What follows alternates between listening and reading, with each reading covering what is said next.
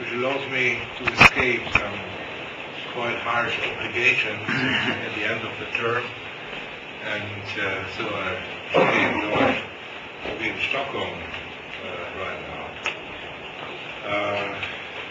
I've been some other places, but Stockholm is a special atmosphere, and especially in the winter. The sudden change of temperature yesterday, it was quite amazing, Instead of seeing dust devils out of the windows, we saw some snow devils, and kind of amazing. Okay, so my talk will be about replicator systems chemistry, and as this lecture is embedded into an astrobiology seminar, I should also come to the context of replicator research within astrobiology. And a good way to start is to start with Jerry Joyce always. This is his definition, what a minimal form of life could be, and it's a quite general definition. He sees life, and NASA followed his this definition for many years, so even when the astrobiology program was called exobiology program, this was a generally accepted one, a self-sustaining chemical system capable of undergoing Darwinian evolution. The beauty about this definition is that it doesn't say anything about the structural implementation, how life, from which part it is composed. The beauty is also that it's not so simple that one can make it within the next decade. Although Jerry believed it when this definition came out. This was 91, something like this. And these were the years where the RNA in vitro evolution techniques were invented independently by Joyce, Zostak, and Turk and Gold. And so in these years, they believe that they will make it till the end of the century to come up with a self-replicating RNA molecules and an RNA replicase acting as a ribozyme on its own substrate to make copies of its own substrate. We all know that this was a dream which could not be fulfilled within 9 years, and it is still an open question how self-replicating RNA replicase could operate at all. From the historical perspective, chemists should never give a lecture on historical aspects of evolution because basically we don't know anything. We know that our Earth was formed somewhat between 4.5 or 4.6 billion of years ago. We know that from a logical consideration that we need to stabilize the crust before we can define a hydrosphere.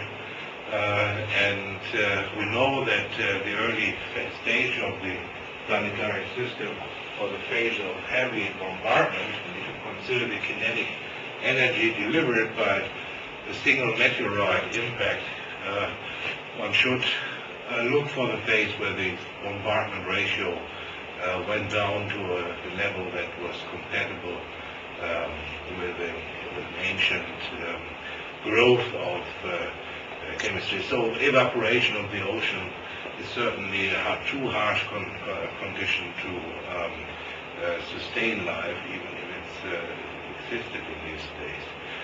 But from here on, we don't know anything. We don't know whether life started in an RNA world. And as the debate between Bill Schott and Palmier about microfossils basically show, there is not good evidence that we can claim to have a fossil record of evidence of the DNA protein world 3.6 billion of years ago. This is the problem. So we are entering the gray zone, and we cannot believe in anything that is said here. We have to develop our experiments quite independent from the knowledge developed in geochemistry, hopefully, if we have some scenarios where we can create interesting chemistry, hopefully the one or the other scenario will meet with the geochemical constraints with better models of planet formation in the future. Nevertheless, we have to explain how the molecule of life came about, and basically there are just two families of scenarios that are existing in our minds today, and one of these scenarios is certainly the soup scenario, which came up with Miller's experiment. So the building blocks of life are sugars, which combine with organic heterocycles such as adenine to form nucleosides and nucleotides and DNA, RNA, and of course amino acids such as glycine. And for all of these basic building blocks, we have evidence for a chemical evolution. So it is long known since 150 years, since the discovery of Butlerov, that dilute solution of formaldehyde exposed over calcium salts at pH 12 will form a mixture of sugars, however a rich mixture of sugars. And the question, the challenge for the next generation is of course to learn to harvest these autocatalytic reaction networks like the Formose reaction. The Formose reaction gives you anything you want if there are tricks, let's say dynamic or whatever, tricks to take from this Formose reaction. It's a gigantic combinatorial library if you use modern language, and the art is to harvest it into the right direction so that you can make rivals. This is a simple reaction, making glycine from the periodic intermediates is quite easy for us, for a chemist, because in any prebiotic scenario, you will have the formation of aldehydes and you will have the formation of HCN. So you can do it with the Miller experiments, basically producing these intermediates, and of course if you combine it with ammonia, then you just do a Strecker reaction. Phase, and if you have more than formaldehyde, then you can generate by this mechanism a whole zoo of the amino acid. And it's due to Jean-Marie Aurore, 1961, that we know today that adenine is just the product of self-constitution, where the uptake of 5 HCN molecules makes adenine, as the uptake of 5 formaldehyde molecules make ribose. The problem with the Miller scenario, the soup scenario in general, is the insight from the colleagues from the geochemical departments, according to which the early Earth did not have a reducing atmosphere. I think from a chemical point of view, all of this relates to the question whether the iron nickel core at the source of electrons sedimented fast or sedimented slow. On a slow sedimentation, you have, let's say, access to electrons in these free metals. On a fast sedimentation, there is no access to reducing equivalents. And so, according to newer models of planet formation, we had a quite fast formation of the iron nickel core. So the early Earth was not reducing, and if you start from non-reducing gases like CO2, N2, and H2, you don't get amino acids in the Miller experiment. And so this laid the cause for a change of paradigm, and the guy who saw this was Günther Vectorsäuser, who proposed another scenario of getting the electrons by the formation of pyrite from ferrous iron and sulfide iron, and by means of a metabolic autocatalytic cycle, which he called the alpha cycle, which is nothing else as the reductive citric acid cycle. So the citric acid cycle running backwards.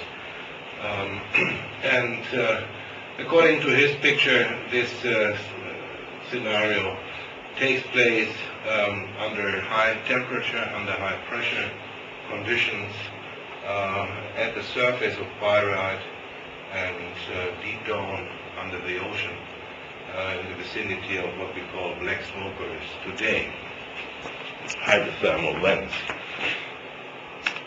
Independently on the scenario by which you form your molecules, from which you may later form a living system, sooner or later information comes into the game.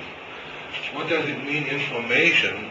To a chemist, the chemist understands information very, very simply, in a very, very simple way. To inform for a chemist means to give a thing a form, to give a thing a shape or a chemical function.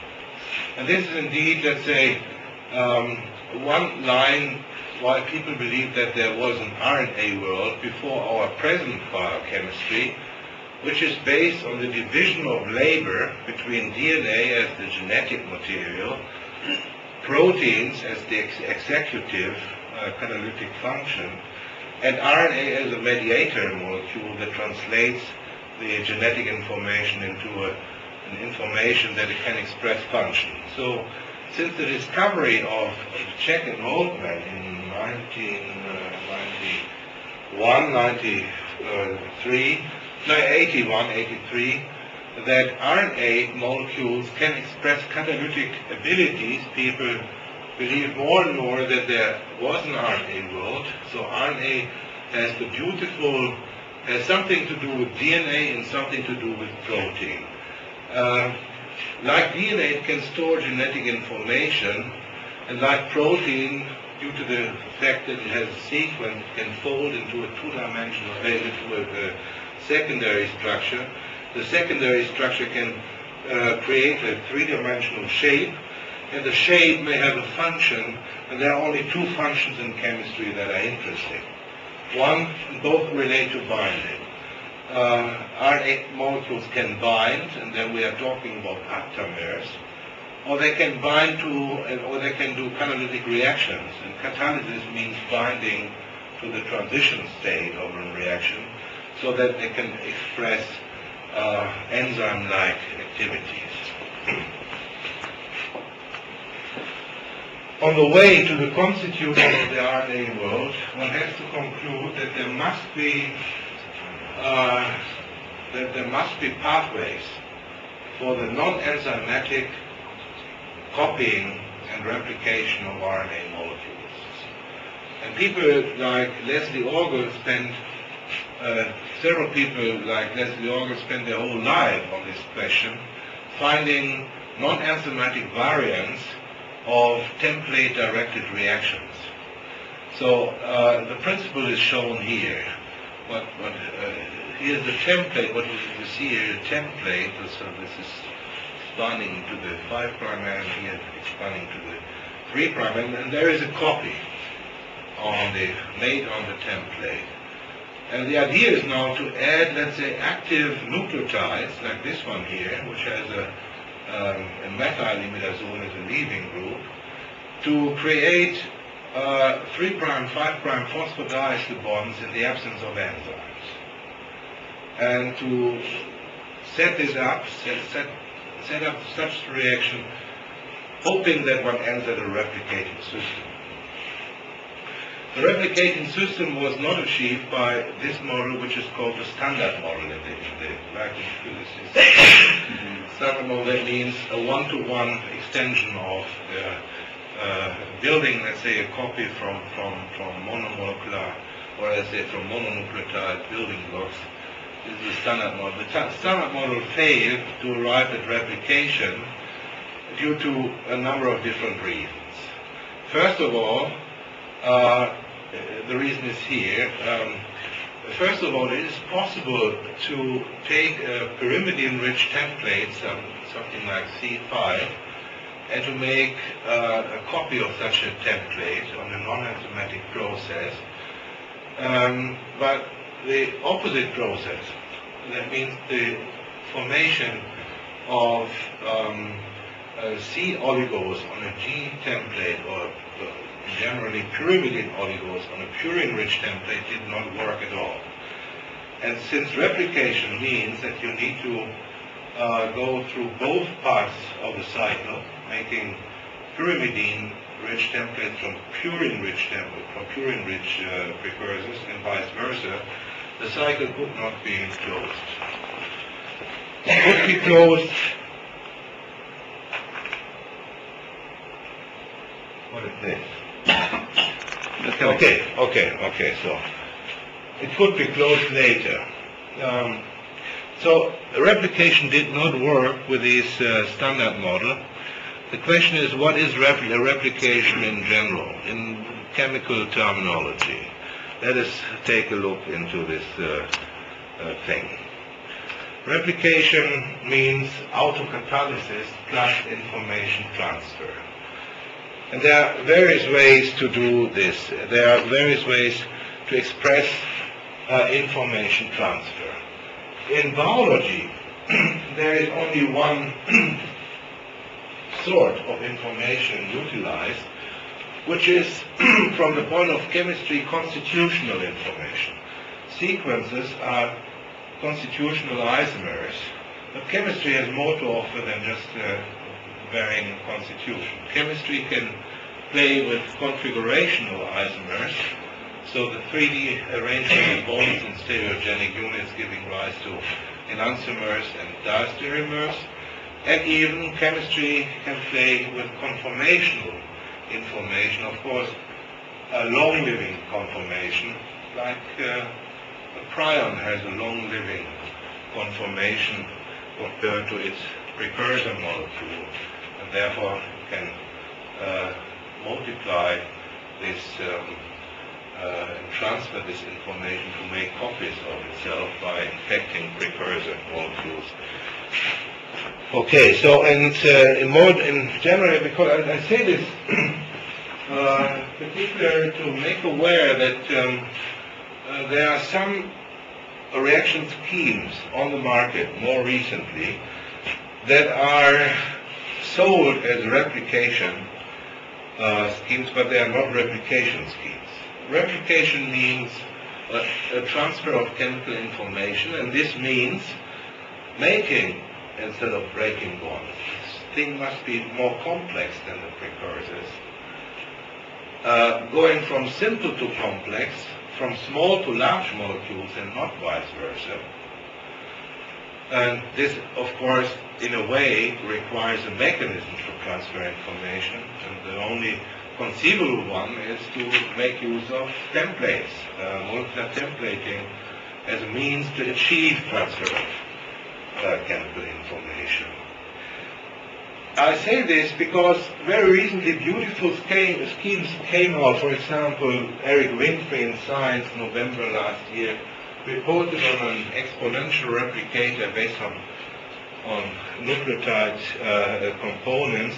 But in this case, it is a case where we start with a highly informed object, and you break it down to smaller objects that grow out catalytically. And the same is due to the scheme of Andrew Ellison, which is ingenious, where you use, let's say, circular precursors of hammerhead ribozymes, because the circles are split, so information in a way is lost, therefore it's important to keep this in mind. Now, the earliest scheme that allowed to show that self-replication is possible in chemistry is more than 20 years old. I don't want to talk about it. I just want to show you the blueprint for it. And this is a blueprint underlying a whole generation of self-replicating systems. And the principle is quite easy. So there is a template, C, which has two colored sides. and these are recognition units. So red binds to green and green binds to red. Whatever this binding means, in whatever schemes it is implemented, it's just an assignment of sides. So A will go with the red side will go to the green part of the template, and B with the green will go to the red part of the template. And the result is then that the template is transformed into such a thermomolecular complex in which the reactive ends of A and B come together. And due to this fact, this facilitates or enables a more easy ligation of these ends to form a copy bound to the original template. Now this duplex has now to dissociate to give two single-stranded templates. And if this happens, one might expect that exponential growth is the outcome, because if you start with one template, you have another one, a new copy after the first cycle. So you could expect that if these components are in high excess of the template, these two molecules will now produce new two molecules to make 4. 4 will go to 8, 8 to 16, 32, 68, and so on. But this is not observed in these systems. It is not observed. Exponential growth is more recently observed, yes, but it's not the general outcome, not the general rule. And the reason for it is the following. The reason is, if you compare the thermodynamic stabilities of these two complexes, you see that this one has a nick. It's composed of 3 parts, and this one is composed of 2 parts. And then, of course, it is what you expect. The complex composed of two parts is entropically more stable than the complex composed of 3 parts. And due to this higher thermodynamic stability, we have a situation that is associated with product inhibition. The more the autocatalyst is formed, the more it also inhibits. And this coexistence of autocatalysis and product inhibition in the same dynamic scenario programs a novel type of growth, autocatalytic growth, which we termed parabolic growth. And I will explain you a little bit on parabolic growth and its evolutionary implications soon. This scheme could be translated into self-replicating oligonucleotides, into small organic replicators, and even into self-replicating peptides. And we now have, I don't know, at least 1K of publications on this kind of replication story. Let me come back to the basic kinetics, because it is important to understand. What we can reduce the whole scheme to something like this. If A and B are the precursors and C is the template, we will have a reversible formation of thermomolecular complex, and this can be characterized by equilibrium constant, which is of course the ratio between the forward rate and the backward rate. Then we have an irreversible and rate-determining step, which is the transition from the thermomolecular complex to the template duplex. And then we have a second equilibrium, as I already mentioned, the dimerization of templates. And now let's ask what happens if we change these parameters a little bit. How do the growth profiles look like if we change this? Typically, it's not only that this is, let's say, the autocatalytic part, but typically it's also that there is a non-template dependent pathway to the formation of template molecules, so that the rate is set up by 2 terms. One is an autocatalytic part, and one an autocatalytic term, and the other one is a non-autocatalytic term. And if you look to the reaction order of the template, that means the exponent in the concentration of the template, you see that this is 1/2. And that means that the rate is proportional to the square root of the template concentration. Therefore, we call it square root law.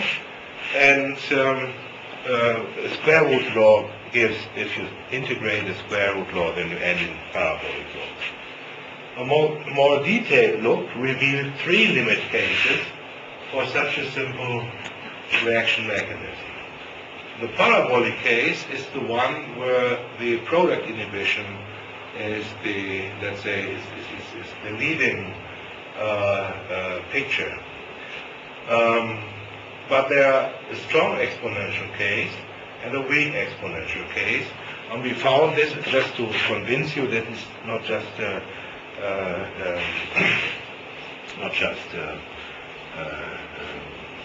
theory. We found an analytical expression that describes us the rate as a function of a set of variables like the stability of the thermonuclear complex and the stability of the template duplex, and also the reaction order, the exponent in the concentration as a function of these. And you see, if you compare these two 3D plots, log plots, then you see that there are 2 cases which have a p equal 1, that means exponential growth. But they are clearly different. These limit surfaces represent the rate laws, and they are clearly distinguishable here, although they have the same reaction order. I forgot what is K2 again? K2 is the equilibrium constant for the formation of the template duplex. Right, K2. Okay, and K1 is the equilibrium constant for the formation of the thermonuclear complex. Yeah. Okay. Now, this has a consequence. If you have now, we have different cases of autocatalytic growth, and this exponent P make these curves more or less explosive. The higher the P, the more explosive they are. If P is 0, then of course you don't have autocatalysis at all. And if you integrate such a rate law, then of course you see this is linear growth. If P is 1, then you have exponential growth, typical for a biological system, the green curve here. And if P is equal 1/2, it's between linear and exponential growth. And this is parabolic growth, because if you integrate it, you see that the concentration grows with the square of the time, like in a parabola y equals x squared, where let's say the y also follows the square of x. Now, of course, there is the case of hyperbolic growth, and hyperbolic growth is so far has been not observed in true experimental systems, but I should, let's say, at least mention that there are also cases of higher order autocatalysis. Now, parabolic growth has now consequences for the evolutionary capacity. Just imagine a Gedanken experiment to make it as easy as possible. Just consider a flow reactor in which these precursors of templates flow in, and you have 2 or more templates that are formed by parallel reactions from the same precursors. So these 2 templates compete for the incorporation of building blocks, and then one of many different things can happen. The strongest replicator, so the one with the highest feedback, may supersede the whole reaction chamber, finally surviving as the only competitor in such a compartment. And then this is equivalent to Darwinian selection. Or the faster replicator is not able to push away the weaker competitor from the common resources, and then this is equivalent to what biology describes as coexistence.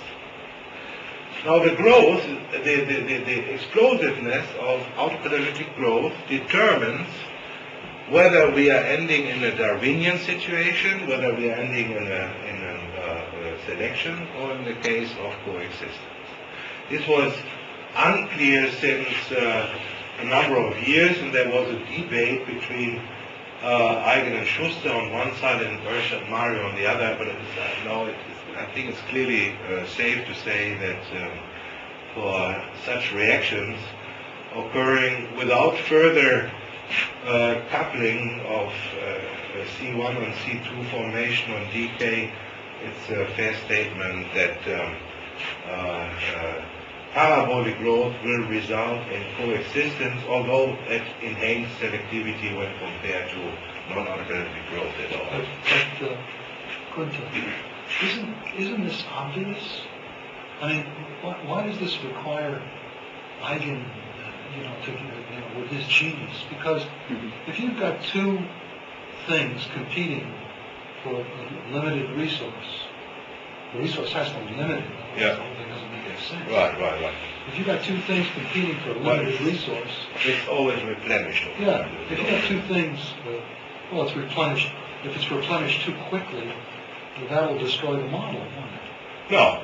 I mean, these will grow. Of course, I mean, you may adjust the flow rate in such a way that there is no chance to grow at all. Then, of course. No, but I mean, if you make the resource, if you make the resource that way, but isn't it clear that if you have one of these guys growing exponentially, it has to be at the cost of it. I mean, it just seems like the quicker one is growing, the more likely it's going to take over. Now, let's say the quality of growth is much faster than the quality of growth has no direct relationship to the rate of growth. I mean, you could imagine that you have fast parabolic growth and slow exponential growth in the sense that there is one replicator which grows exponentially, but let's say at a lower rate constant, and one replicator which grows only parabolically and a faster rate constant. If you wait for a long time, then the slow exponential replicator will push it on. Well, but the reason for that is that the exponential growth will produce more of that type more quickly, so that there'll be more of them growing. It depends on the phase of replication, where you are. And let's say this is the matter of dynamics. Let me show you some examples later on the computer. Let's say here in this case, only replicators of the same type of growth are compared. Okay, so two replicators, both parabolic, will coexist, and two replicators, both exponential, will invariably result in selection. And this was not so clear as it is obviously to you, and it was even not clear. Maybe I don't understand. Does exponential growth has to do with the number of organisms or the number of chemicals that are being produced per given time? Yeah. That's what it's all about, isn't it? That an exponential growth is like some kind of geometric progression. Exactly. Is that what it is? Yeah, it is. Okay, well then it does seem obvious, because in exponential growth, you're starting out with a few, and you rapidly produce large numbers of them. So even if but also for parabolic growth, even if you have, let's say, a parabolic explosion, you will rapidly produce a large number. This is a qualitative statement, let's say, but the degree of explosiveness determines, let's say, the outcome. And if you look to the evolutionary consequence of p equals 2, Donna claims that due to the fact that she has these bimolecular species, that there is some evidence for hyperbolic kinetic, then the outcome is the survival of the last common. And if it's in a chiral symmetry breaking situation, the outcome is the survival of the last common chiral impurity. All right, well, you can ignore me now. We don't go later. No, but let's say I found it to be that these fundamental things need to be remembered very, very often, and because it's really they are guiding the game of replication. But is it, if I may, is it like in a laser, I mean, you have laser nodes and one Yeah. take over and it kills everything else? Yeah, in a sense, a laser mode is a perfect analogon of a Darwinian behavior, because all the others, which are not under the constraint of being parallel, or let's say orthogonal to the two planes, will die out. Well, even if they, yeah, yes, in a way, it's a selection mode, and.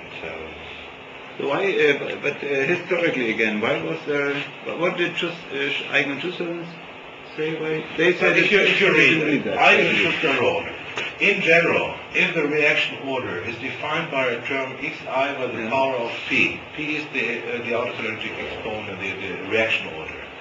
Darwinian behavior may be found for an exponent of p larger than 0 or smaller or equal to 1. Yes. So from 0.001 to 0.99 or including 1, it's always Darwinian.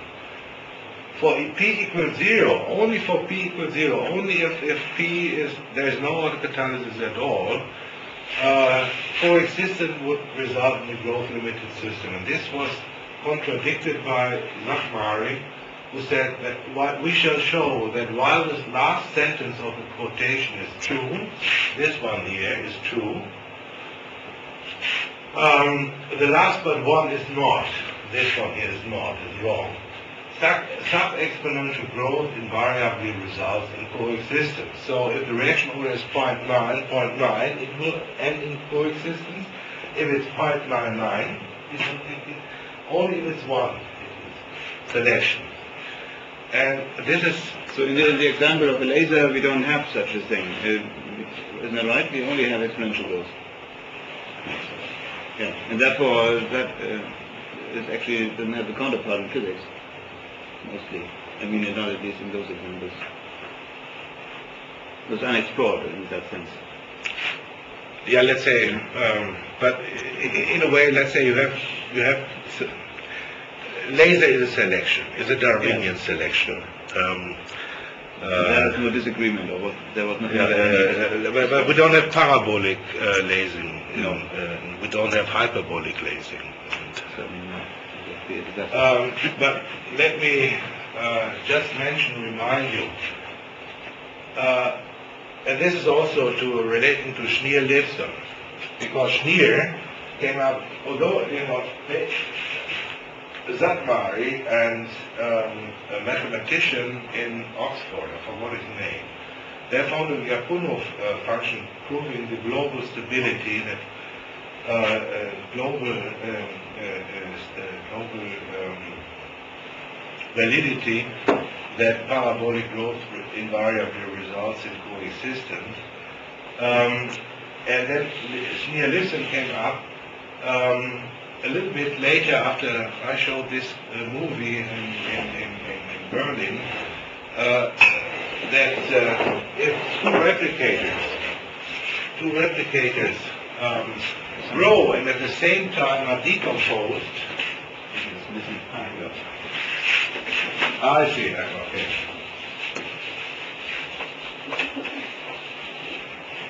So if C1 grows from A and B, then C2 grows from A and B in an alternative way, and both are decomposed to give, let's say, X1 and X2,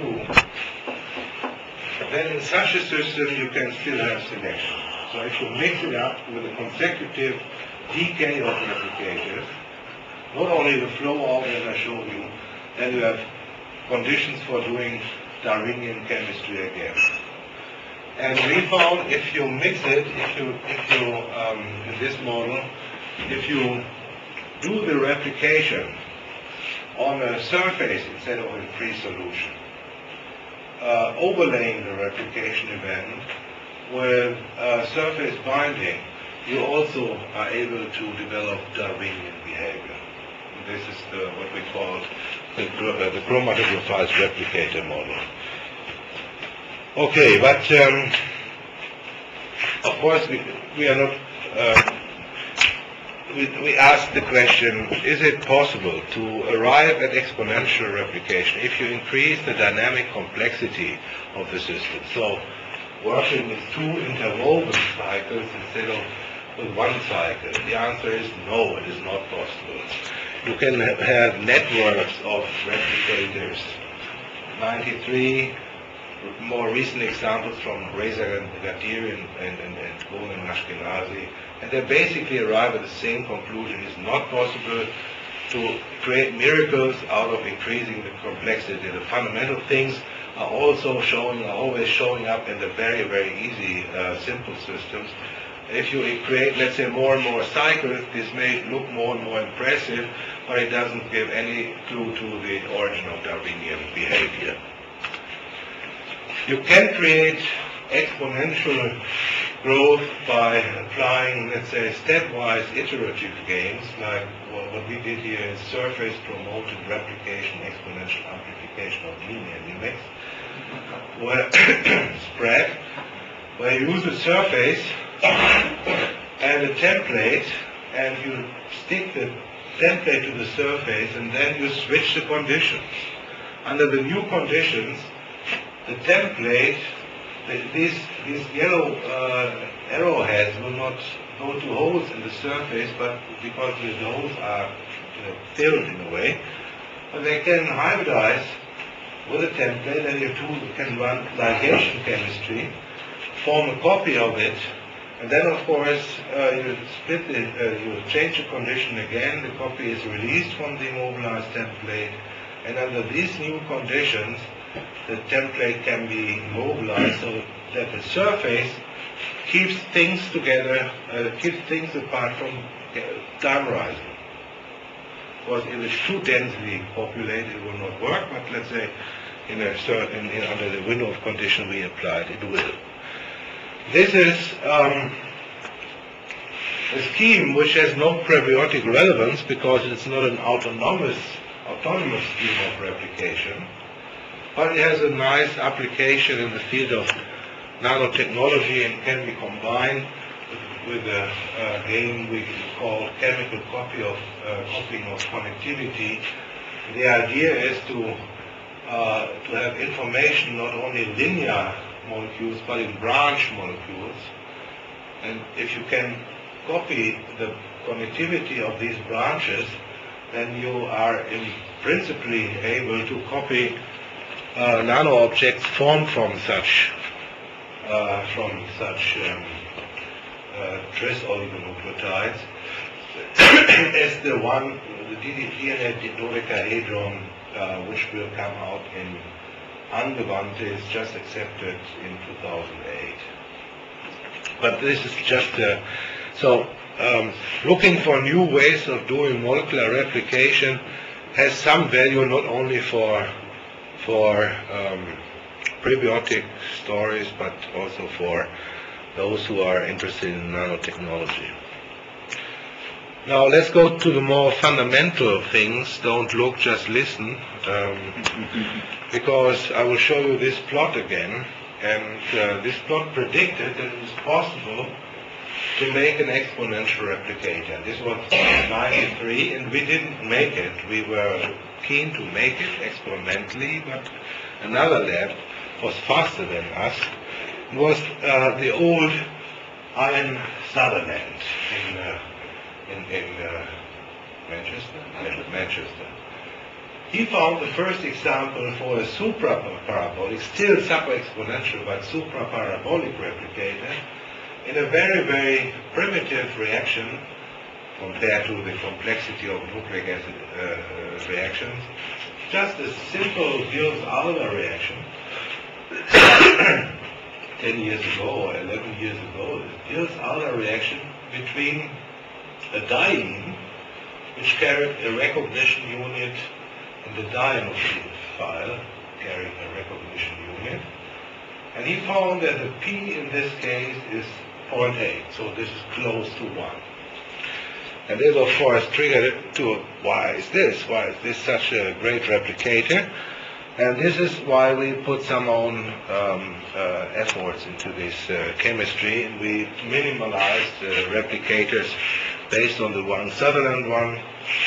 This is an even more simple replicator where the recognition units are simplified. And what we found here was kind of interesting. So it's the same story like in this blue-green color game. You have two building blocks, and they can bind to a reaction product as a template to make a thermomolecular complex, and then the thermomolecular complex, the reaction takes place in the thermomolecular complex, which is here, ABC, and the game can continue. What we found here are some kind of bizarre NMR phenomena when we look to the reaction, and this is what I would like to talk about today, because it has been shown by now in many other cases as well, that if you look to these dynamic kinetic shifting phenomena, if you are able to read this information about the dynamic shifting of NMR signal, you can extract much more information than without. The paper is was published in JAX last year, and this is the phenomenon I mean, that the signals in the NMR belonging to certain protons here do not only increase their integrals, but will show a shift change as a function of the time. What is this time scale for this shift? Oh, you have it. Okay, move 0 to 17 hours. Here you see an example.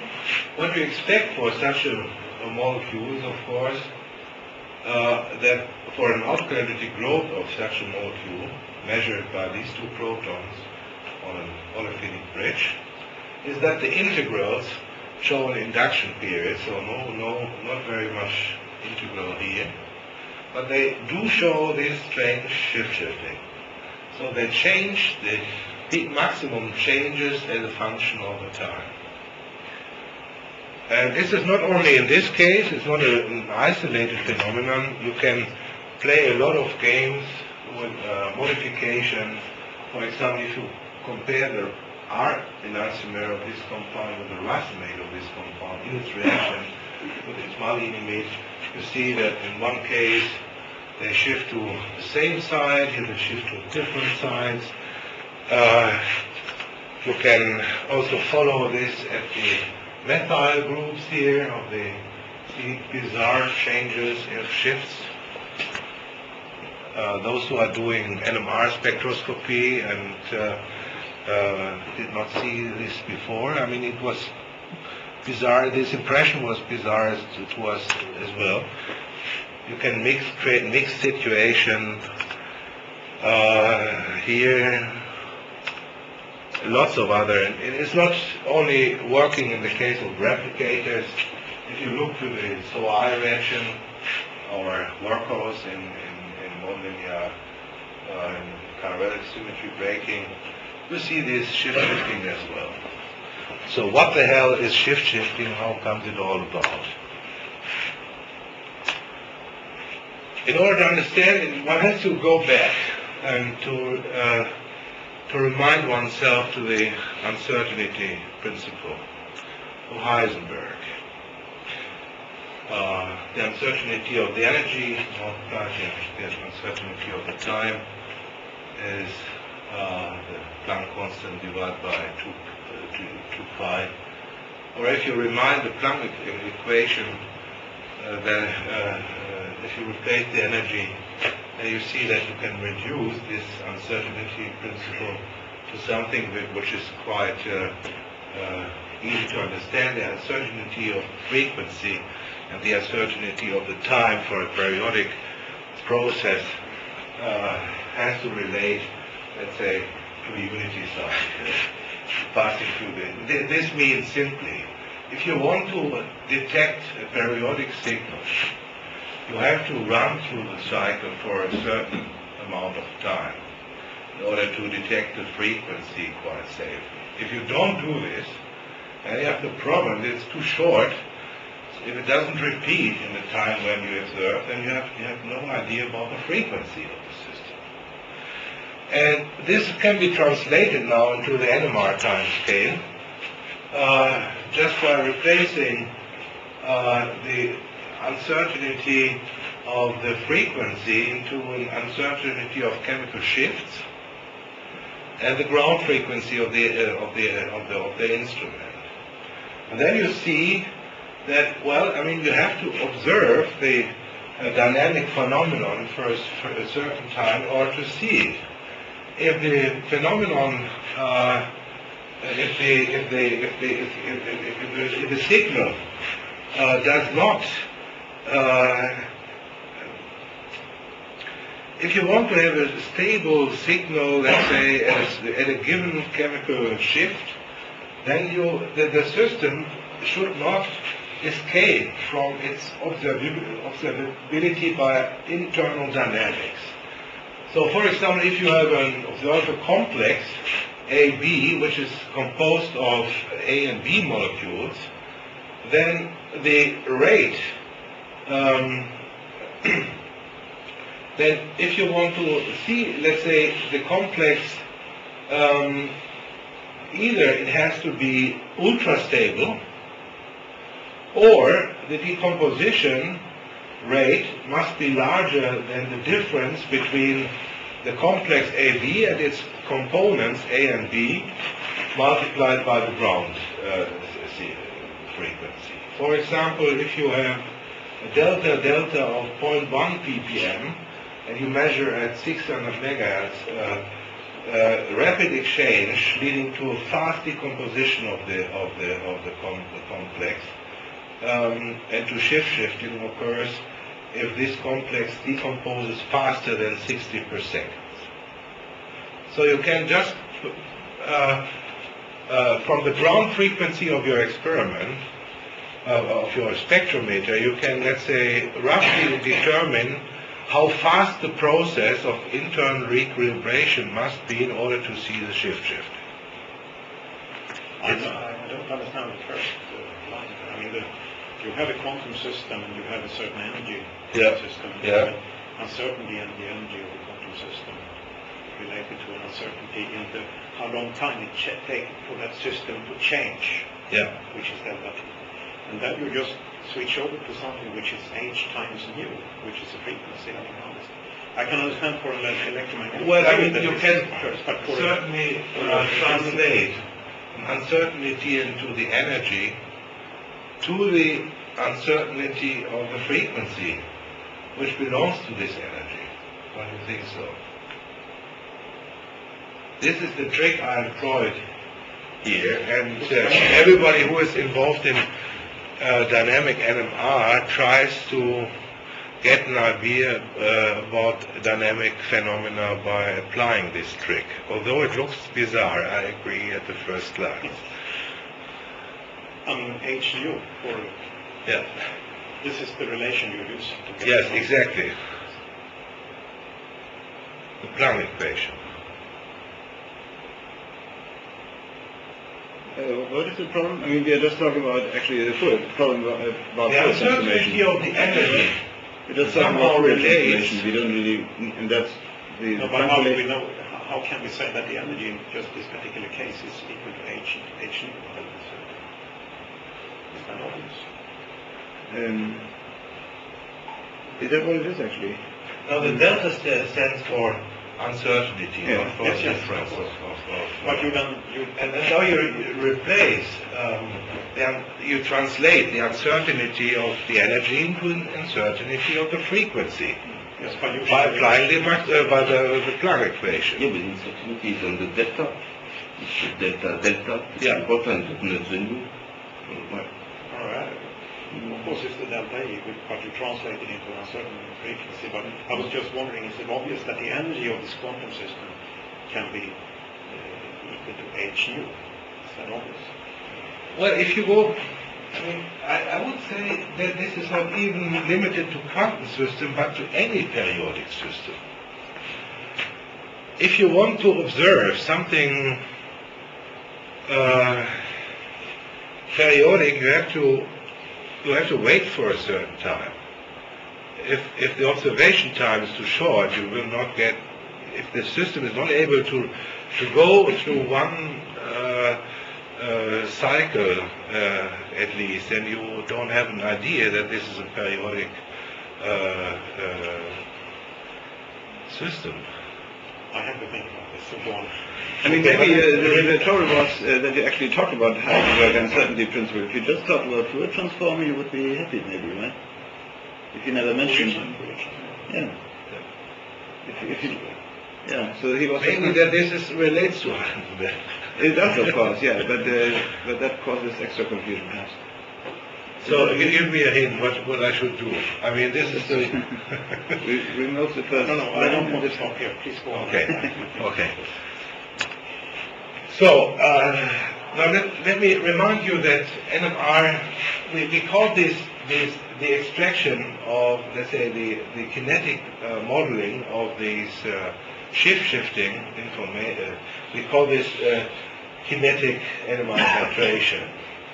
And this contains titration, and of course classical NMR titration is very often employed to determine the thermodynamic stability of supramolecular complexes.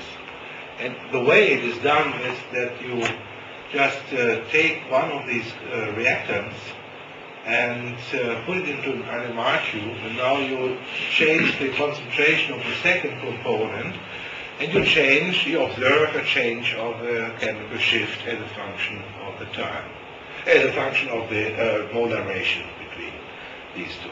But it is defined in an equilibrium situation. So from this data, you vary AB, the ratio between the reactants. You measure the chemical shift change occurring by this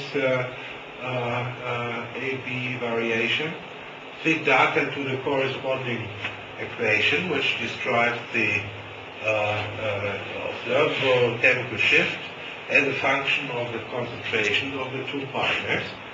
Get the complex formation constant, the equilibrium constant, repeat the whole at various temperatures, and by this from front off Arrhenius analysis, you get delta H, delta S, and so on. Then you have a thermodynamic description of the system. So you're proposing this is the normal. This is the normal way of harvesting shift changes in NMR. You're ascribing the time dependence of your shift change. Exactly. So this is what I would like to make sure, the only tiny invention of the whole story is that while this one is time independent, time invariant, now we can think about a time variant, a time dependent solution of the whole. So if you have the chemical shift observable as a function of the time, then you can basically write down the same equation as is written down in order to write the titration equation in the classical case. So we did so since the mole fraction is time dependent.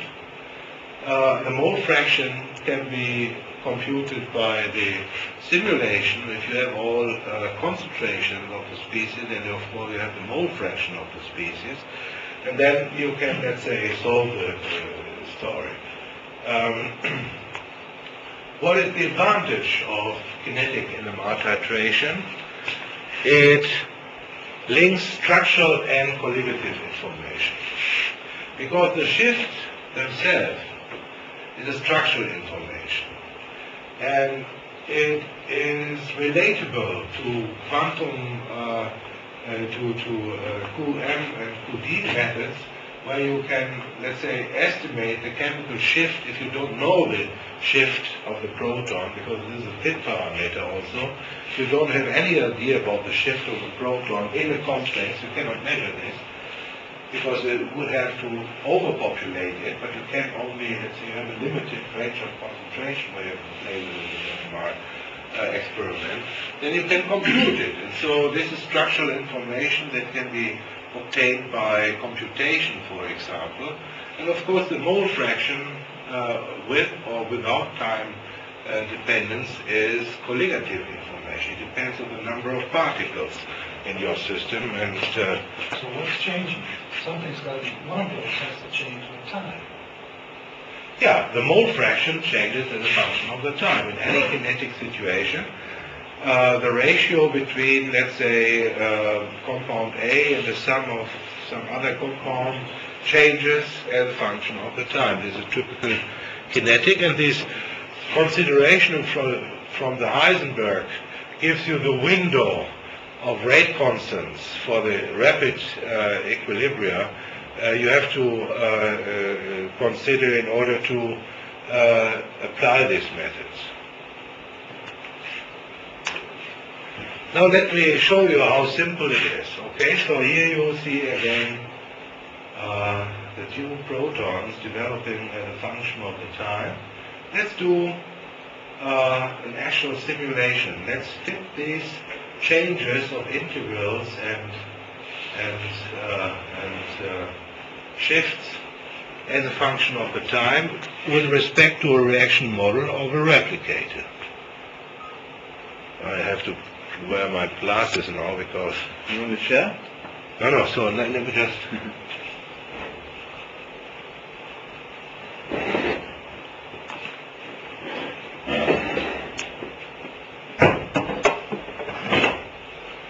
No, actually, it's really very polite, but...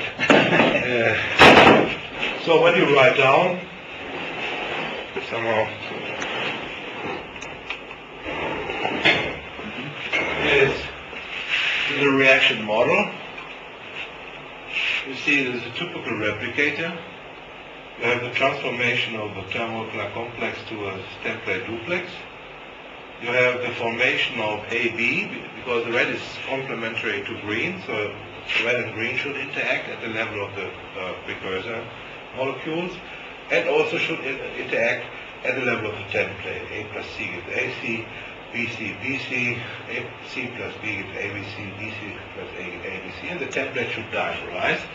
And some of these rate constants and equilibrium constants are known, or let's say you can have at least a reasonable idea where they are, and some of them are not known. So here, for example, for the supramolecular association processes, you may think about diffusion limit, which is perhaps a little bit faster than the 10 to the 7, but it doesn't matter because you are interested in the equilibrium constant and not in the absolute rate of the backward reaction.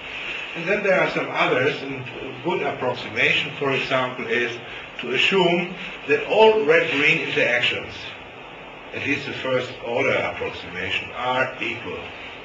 Whether a green, let's say they have all the same shade, all the same, if a green kisses the red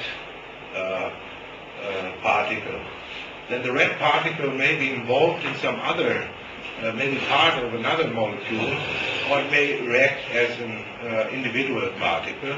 But let's say the interaction gained by delta H, delta S gained in this process should be roughly the same. So they should do it with roughly the same efficiency. And well, you can test such hypotheses, for example, by just looking to the data. Here you see the actual simulation, you see the RMS, you see how the shift change now comes about. Here you see the RMS again. You have the energy profile. You have the RMS again. And what comes out from this simulation is then the rate equation. You don't never do it manually, please. If you are, I see lots of kinetic papers with a huge complex dynamic model, and I routinely reject this as a referee because, I mean, it's painful to recode the reaction equation and really understand as a chemist from the differential equations, right? So if someone comes up with a set of differential equations, not giving the reaction model behind, this needs to be punished in my eyes, because it's routinely, it can be translated routinely, and there is no need to impress referees or to cause extra work to referees. That's my severe. Okay, so you get what you want, and then you have to explain. You have numbers, and these numbers can now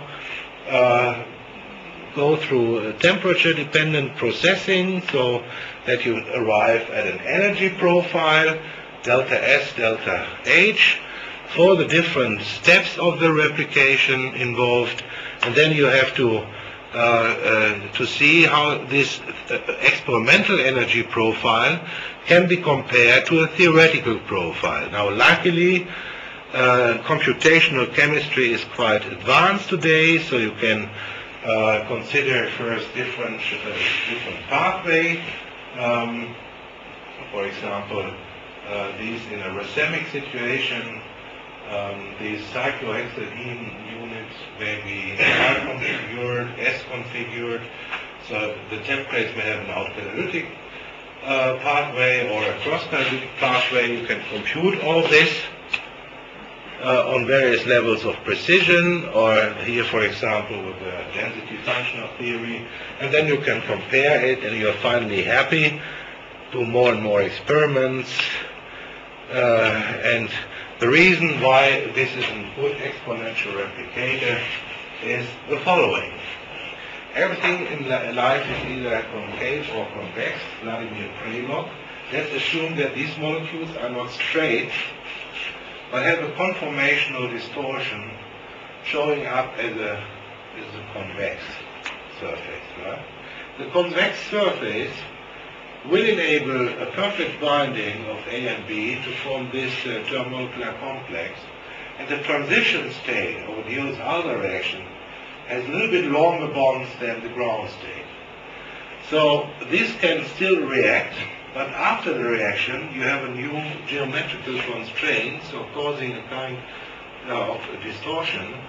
You can look to these different cases in the computer model, and this decomposes faster than it were possible if the template were just a straight story.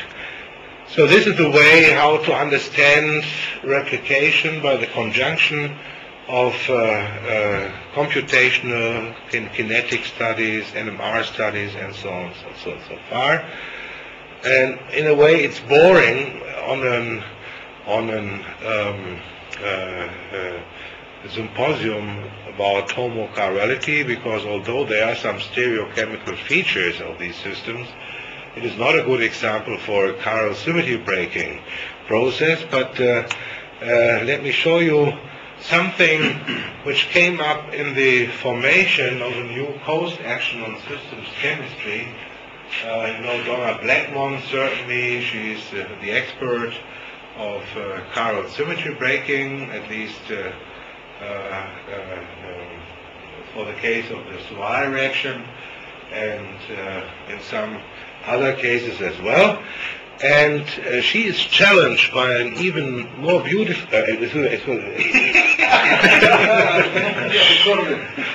chemistry developed by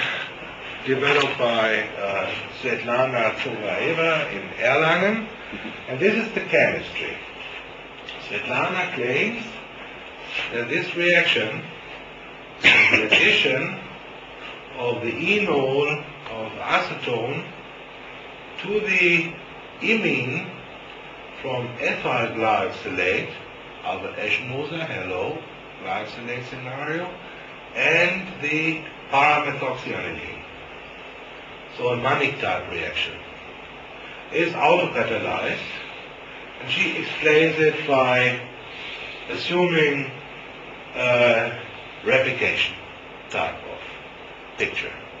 So that this acts as a template expressing hydrogen bonds to the PMP imine and thus accelerating the reaction. I don't believe that weak hydrogen bonds, this one here, just imagine if you have a dimer instead of polymer. No cooperativity at all. Do you agree? Yes, I'm molecule. So I don't think that this really tells the story. And so we were keen to find out what is this reaction all about. And then a little bit later, in September last year, she claimed in a paper which is a seminal paper, the most seminal paper published in the field since Kenzo Zoai's work 15 years ago, and at least in my opinion, demonstration of spontaneous chiral symmetry breaking in asymmetry Mannich and Aldona reactions. And this is my hero. This is the hero in my group, Matthias Pankau. He's a brilliant chemist. And he said, when he read this claim, if this is true, I will eat the stem of a wisher. In Germany, you know, fresse ich einen Besenstiel. It's hard to translate. Axel, help me, please. The stem of a wisher, that means it's something which is quite, it's difficult to eat a stem of a wisher. So the group does not anymore doubt this statement. He will have to eat the stem of the wisher, but we will make it easier to him because we may decide to use chocolate as the material of the wisher stem. So what was the claim of? This was the claim. The reaction of acetone plus this PMPamine in the absence of a chiral information, no proline, no whatsoever, gives a non-racemic product.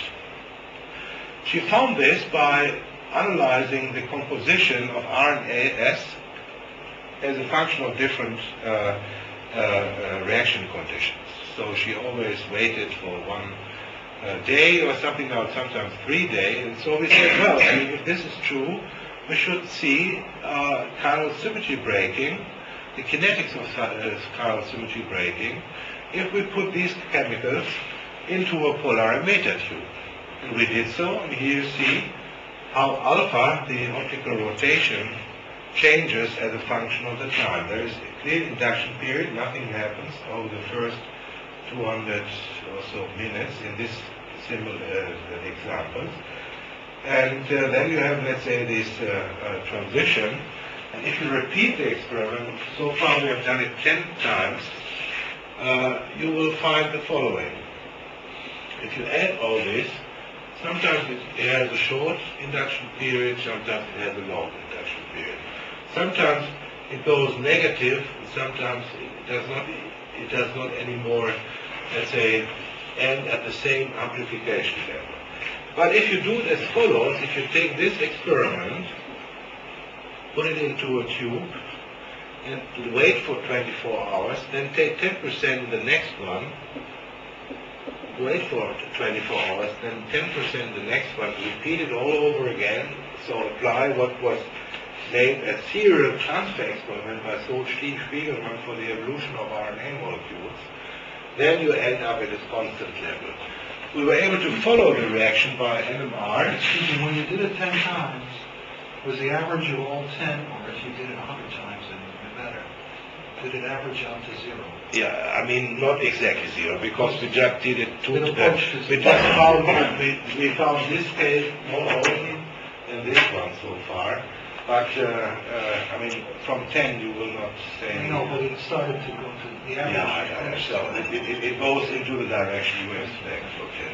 Yeah, but by going from one to the next tube and stuff like this, shouldn't you reach 100%? I mean, this is December 2007. You know, September was her claim. Then we immediately started to look what's going on. So we can confirm her reaction. And it's an interesting thing, but it's really a little bit like the sodium chloride crystallization. No. I think so. No, because real stereogenic unit is involved. I know, I understand, but phenomenologically, in the sodium chloride crystallization, when you start at the proper rate, there's an initial the initial seed has to be left or right-handed because of the nature of the crystal. Yes. And that then acts to cause the rest of the crystal to follow that. I'm sorry? There, yeah, okay. And that's what's going on here. here there's a very slow initiation which has to take a choice of left and right. On which mechanism? I mean, in the case of the The crystallization, mechanism is completely different, but the phenomenon is the same. It's a seed that's constrained by the nature of the system to have to be left or right, and the system is moving so slowly in the beginning that there are not enough of these seeds to make an average of left and right-handed seeds of equal content. And therefore, whichever seed is in excess to begin controls the system. In that sense, it's phenomenologically related to the sodium reaction. okay, so Phenomenologically, it is also related to the soil reaction. it is Soil reaction. It is, let's say, what is the difference between this reaction and the Soil reaction? If you think about, really think about in terms of prebiotic chemistry, this reaction has much more potential. Why?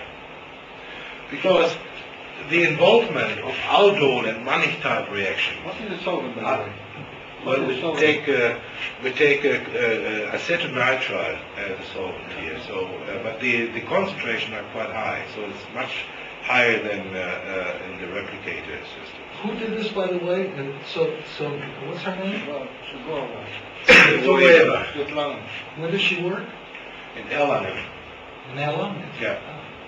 So, I think it's an important contribution. And this is our hypothesis. That's where Schleyer went. More, a little bit more. Back, but that's where Schleyer went. This is, I think, the mechanism. So no replication, but what we would like to call metabolic autocatalysis. Very similar to the foremost reaction, where you have this involvement of glycolaldehyde, adding formaldehyde to make glycerolaldehyd, making indiolate isomerization to produce dihydroxyacetone, adding another formaldehyde to make keto aldolate, ketoaldol tetrose, and then aldotetrose, and then it's split into two different autocatalysts. The difference here, this is why it's new and exciting, in the foremost case. In the foremost case, if you break down chiral, In which case? in the foremost reaction case, you know, pretty well. Should I? Oh, I'm sorry. I don't know what's the format. Everybody in this field appreciates the format. Second one? Just the wish one. Yes. Okay.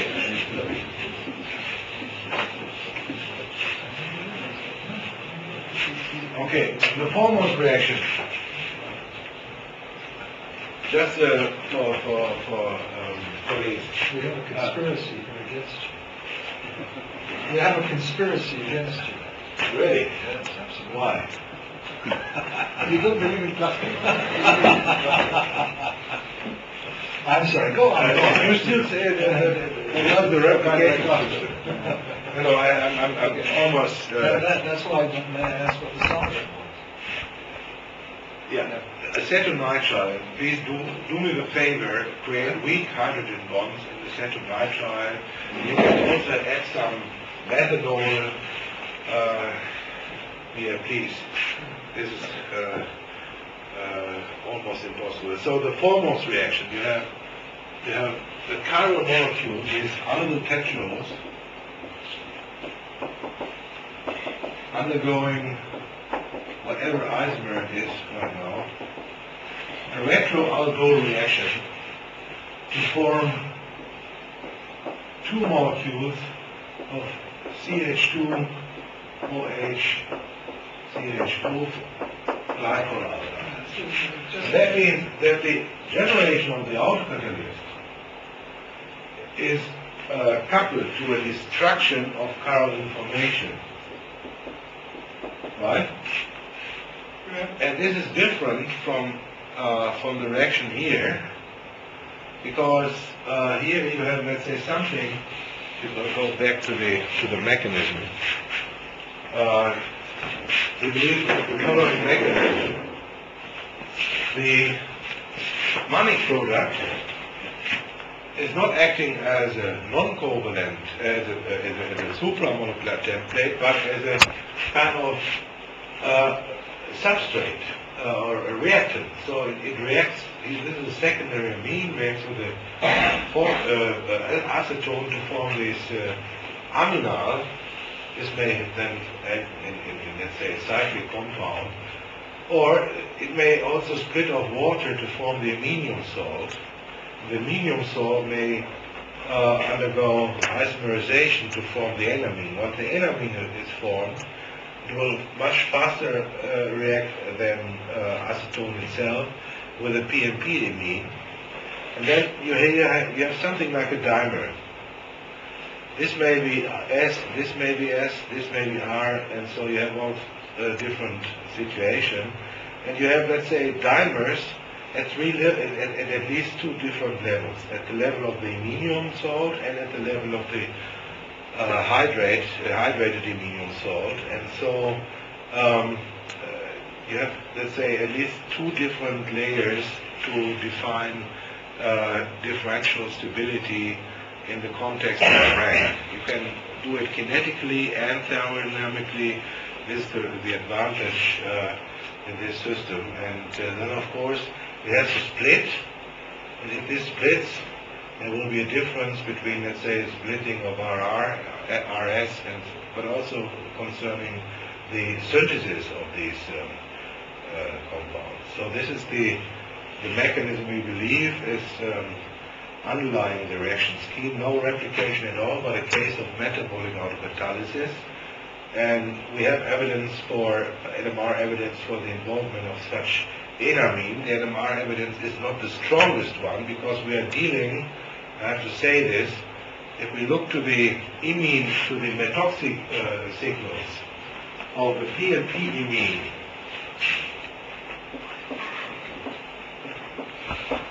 we look to these signals, these are sharp singulets. We see 17 to 19, depending on who one counts. 17 to 19 different signals. So this is a beast of reaction. So the clean reaction, I have somehow the idea, arrived at the idea that metabolic reactions, like in the human body, have to be complex to arrive at dynamically interesting signatures. Okay. Now, what are the compounds that you think are responsible for the rotation? Everyone, all of them? Do you have an idea about which are the molecules which are forming nexus? Which enantiomers, which molecules are forming? Well, the problem is the following here. If you work with Mannich chemistry, you usually work up. And during work up, all the stuff is splitting down to the Mannich base. So if you isolate it and purify it, you end at the Mannich base. It arrives at something like 25% yield, 30% yield, something like this. But this is not the whole story, because the reaction after chromatographic work up is different from the picture you see in the NMR in situ. And you can only count on what is in NMR in situ, and NMR is less than 20%. There are lots of, let's say, the Mannich product, we can see it, yes, but it's less than 20%. So if you contaminate your system with the Mannich products, you Yeah, we did contaminate it in one direction? We did this serial transfer experiment to arrive at a stationary chirality. Now, concerning the serial transfer experiment, I think we have a nice machine in the design of a nice machine for this to prove it more conveniently. We call this procedure pulse ignition flow feedback, PIF. One may call it molecular heartbeat, or one may call it Kemp-Plumber's pulse gun, or chemical laser if one want to hype it somewhere. But let's forget about hyping, this is just a joke. In any case, one is invited to look to such reaction like a doctor looks to a patient who just suffered a stroke. What can happen here? It can happen exactly like this, and then the system works.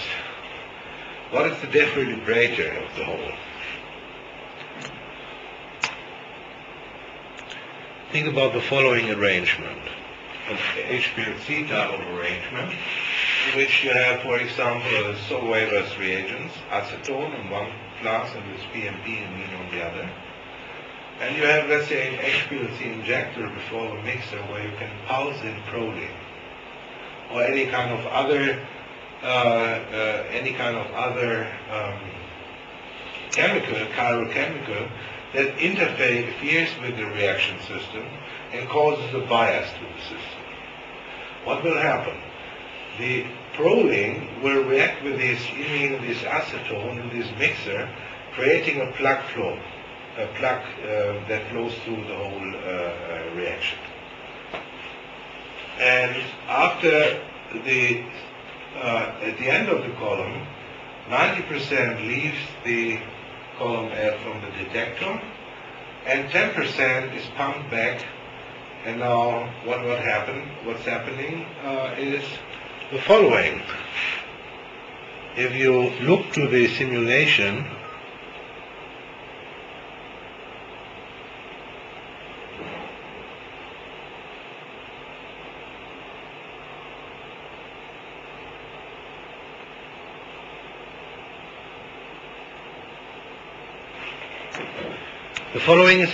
this is the proline pulse, it goes off, and now this is now the autocatalyst. And see, after the defibrillator has started to work, the molecular heartbeat beats again, it's chirality transferred to the beginning. So it's a flow setup of a serial transfer experiment, ending in a periodic oscillation. Although the mechanism behind this reaction is simple autocatalysis. And I think this is also for prebiotic chemistry somehow translatable principle, because flow feedback replaces the need of higher order autocatalysis or Lotka-Volterra dynamics for oscillatory outcome. If you want to create a chemical oscillator, you may either go the oscillator of Prigogine or variance. Here you have a 2A3 situation, so hyperbolic autocatalysis, which is heavy to achieve in real chemistry. At least it's not predictable. You cannot design a 2A3 system very easily. This is very important. Or you have to rely on Lotka-Volterra dynamics, Predator-prey dynamics to create oscillatory output. But if you take such a flow network, the continuous reflow, you can create oscillation without any miracles, just based on the flow feedback principle. And this is the beauty of autocatalysis. Autocatalyst is a catalyst and at the same time a product of the reaction. So if you harvest the product and feed it back to the beginning of the reaction, it will have an effect. And this is now here showing up as oscillation. We have shown it experimentally, not in a very nice demonstrable way by the permanganate oxidation of oxalate. It works, so you see periodic changes of the permanganate color, but it dies out in 3 cycles, and the reason is that we don't have a plug flow machine so far. We have a laminar flow. It was done by peristaltic pumps and tubings as a reaction vessel. And of course, if you don't have material that causes turbulent flow, plug flow, then you have laminar flow, and then the peak gets too fast to go. Okay. Well, thanks. That's it.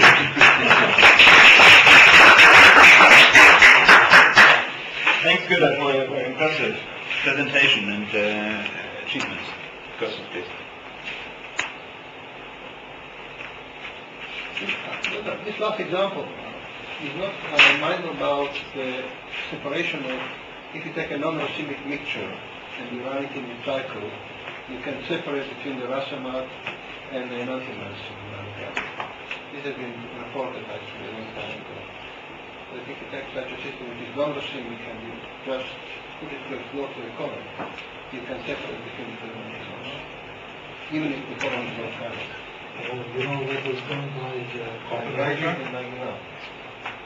And this was done because this happens because the DR actually can interact. Because you get diastole complex. It's also done in Switzerland too. Yeah, by driving. Yeah, by driving, yeah. That's right. Let's say maybe that this is reflow has been especially interesting. Reflow is in the context of autocatalysis.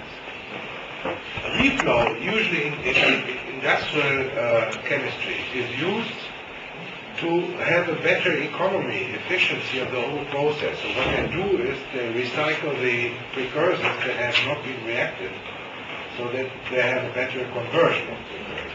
But in this case, the product is recycled and has a completely different meaning.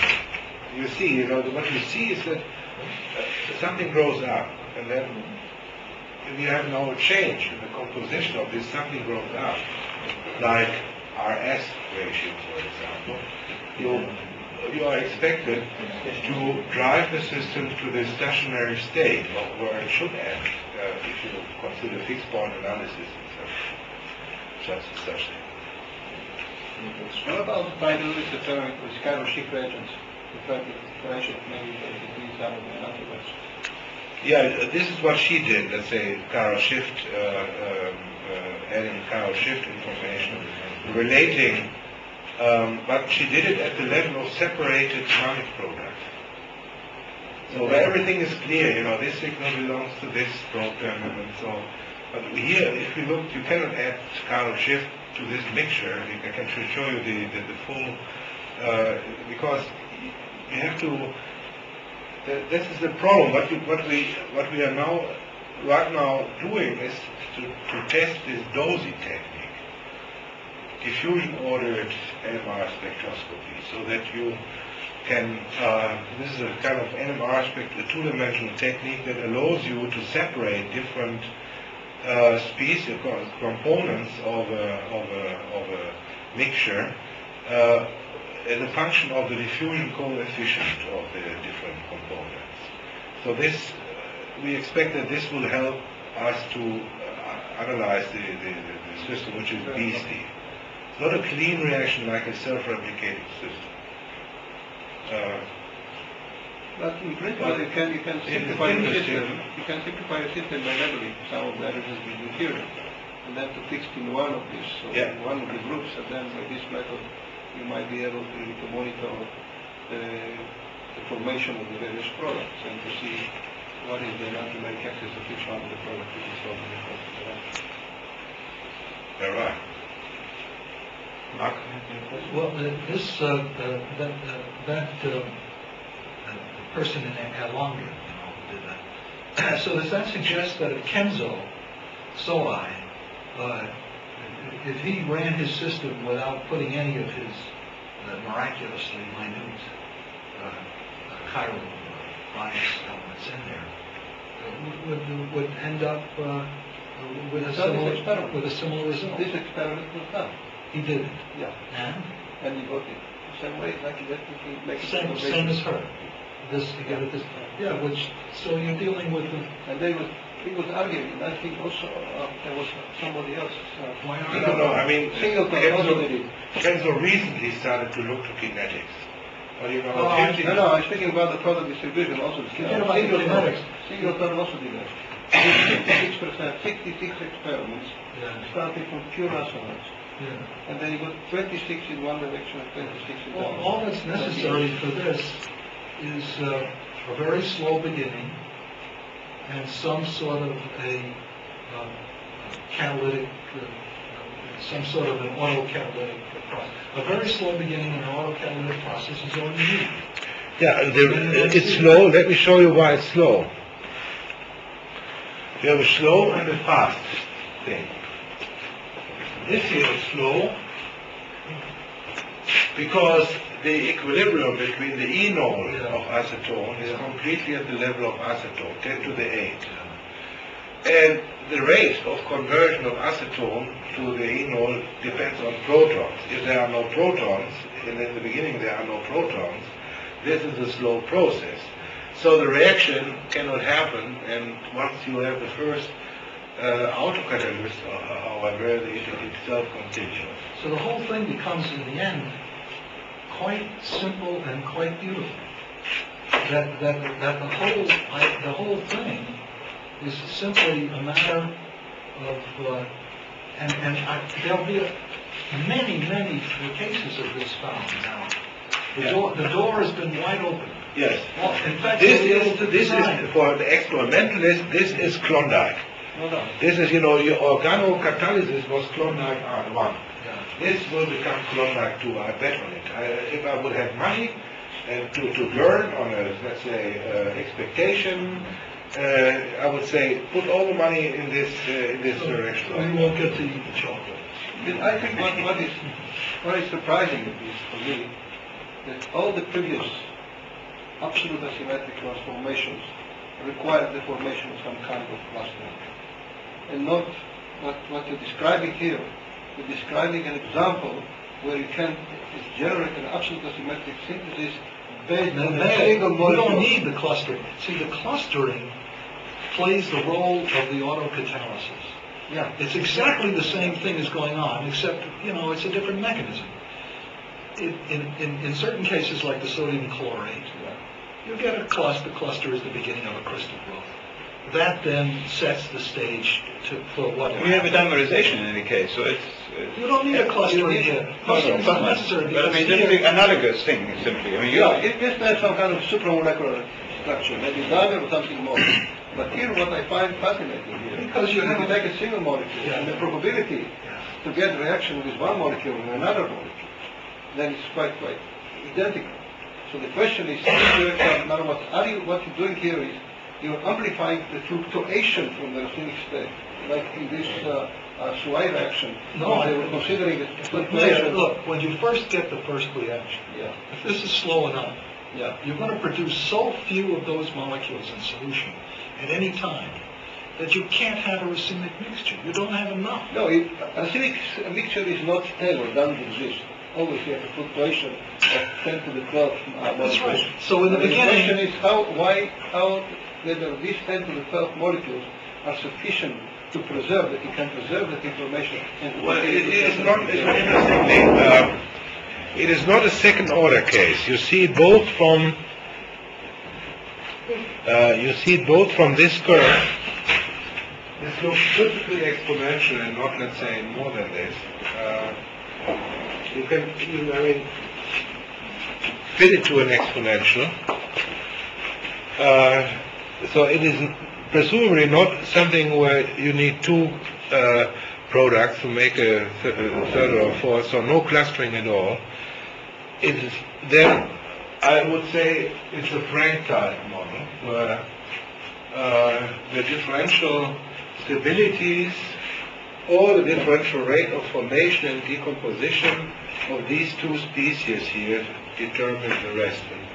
And I leave it open here. as long as that's very fast compared to the reaction that forms the first chiral material. Yeah. Because then what happens is you form that first chiral material necessarily not in a racemic state The because question is how many molecules you have to create, well, this how is much you have to generate in excess. it's a detail. This is a detail that Gunther can work out. But you're producing so few of those initial chiral molecules, and immediately off they go. And there's so few of them that they can't be racemic. There's got to be an excess Then of the one or first the other. molecule go on, and then you have the second class coming up, which will be opposite to the first one, unless you have somehow transfer of information from the first one to the next one. But you do go back. You have a cycle going back. It's really like in the Formos reaction. When you build, let's say you take this one as an autocatalyst, add formaldehyde, you get a C3 unit, so glycerolaldehyde. Then you add another 3 unit, C4 unit, and the C4 unit splits into a 2C unit. Just a minute. Look, the answer to that, look, you get very few of these, right? So they go quickly to here. So this is already not racemic because there's too few of them. No. This is excess component. No, I understand. But then when you get to here, when you get to here, you can go back to here, but without having to come from here. So you can produce a lot of this stuff. But Mark, just mark him here, please listen in this case. let's imagine the beginning of the reaction. Beginning of the reaction. There's a high excess of acetone and of your PNP, no product at all. So that means the two molecules will not form a dimer. They will always react with the acetone to make this, so that there is a directionality. As long as they do something quickly to preserve that initial non-racemic state because of the absence of enough molecules. So it's a beautiful, beautiful thing. It's just like you know what the rate. You know what this is? This is the stirrer in the sodium chlorate system. The sodium chloride system is totally different. I know it's a mechanistically different, It's but completely different. I understand. That people also don't consider that all these treatments are piezoelectric. Which also Let's get drunk now, Very nice. Congratulations. Good. That's it. Nice. So, I mean, we have to confirm this. Give the credit to her. By the way, I want to tell you, John.